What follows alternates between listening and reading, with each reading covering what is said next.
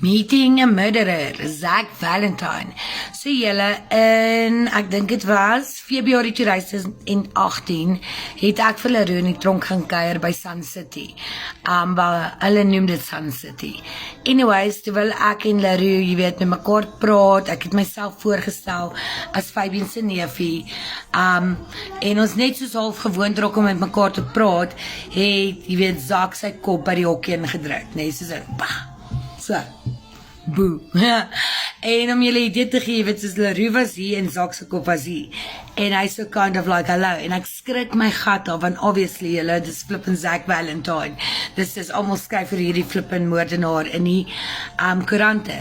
Anyways, en op die spesifieke tyd het Zach se ouers ook daar gekuier.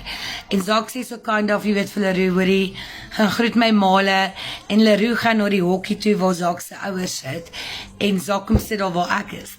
Jy weet, en hy is so kind of like, jy weet, sit daar, en hy het hierdie smirk op sy gesig.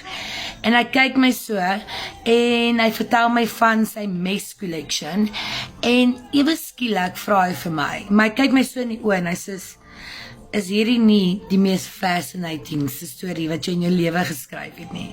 Nee, en ek moes bieg, Zach, it's fucking fascinating, nee? Crazy.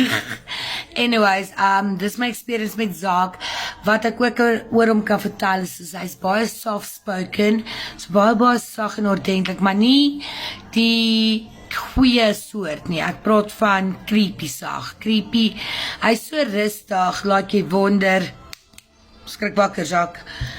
Ja, maar anyways, dis my experience daarmee, catch julle later.